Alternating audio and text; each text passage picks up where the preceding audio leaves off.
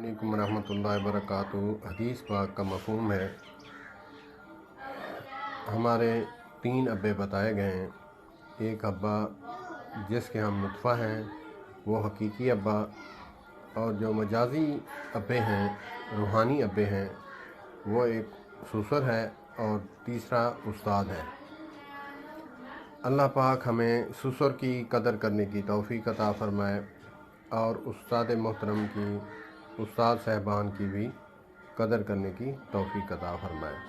उस्ताद चाहे हुनर का हो, चाहे इल्म का हो, चाहे दीन का इल्म हो, चाहे दुनियावी इल्म हो, अल्लाह पाक ने, अल्लाह के नबी सल्लल्लाहु अलैहि वसल्लम ने मुतलक़न फरमाया है कि तुम्हारे 3 अब्बे हैं। इसमें ये तख़सीस नहीं है कि सिर्फ़ दीन का उस्ताद, ऐसा तख़सीस नहीं है। और इस पर क़ियास करते हुए हम तीनों की कदर करेंगे।